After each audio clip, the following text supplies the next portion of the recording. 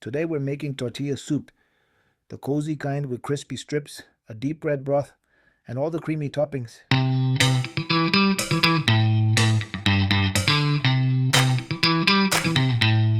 For the lineup, I'm using 6 corn tortillas, 2 garlic cloves, a quarter of a white onion, queso fresco or mozzarella, sour cream to taste, 3 guajillo chiles, 1 poblano, avocado to taste, and 6 tomatoes.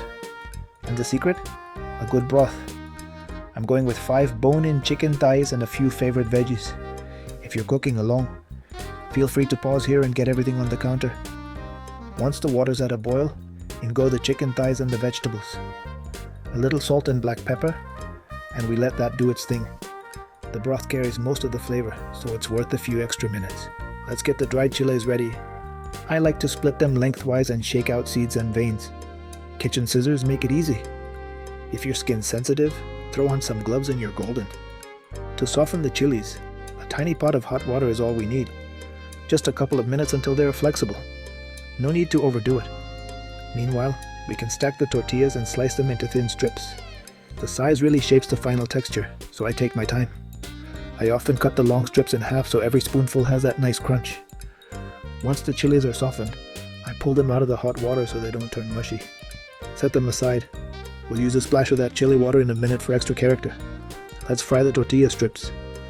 I like peanut oil because it handles higher heat without burning, and it's easy to find. I give the strips a moment to sit, flip when I see a little golden, and then keep them moving so they don't catch. If some are ready early, out they come. Everything else usually follows fast. By the time our strips are crisp, the chicken's usually perfect. About an hour, maybe a touch over. My sign is simple. A fork slides in easily, and the meat loosens with a gentle shake. That's it. Before we blend, I'll drop a few guajillo rings into the same oil for a quick flash fry. They get fragrant and a little toasty. Great for finishing. For the base of the broth, everything goes in the blender.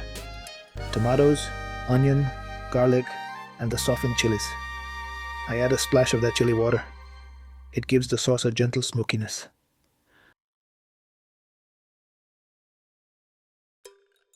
Pass the blended sauce through a strainer, pressing with a spoon. Discard the dry pulp. What we want is the smooth liquid for a clean, refined broth.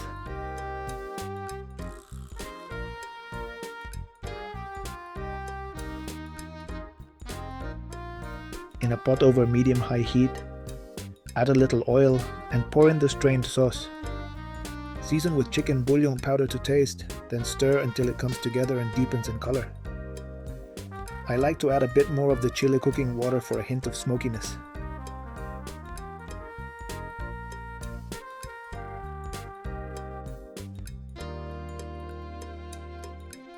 Once it starts to bubble, add 1.5 liters of the chicken stock. Stir gently to combine. Remember, this is the last step of the broth, about 90% of the final flavor. Taste and adjust until it sings. Add salt, pepper, and a touch more bouillon if needed. Aim for a deep, savory, lightly smoky balance that makes the tortilla strips shine. When the flavor settles into that perfect warm spot, I cover the pot and bring it to a steady boil for a moment, just to let everything marry.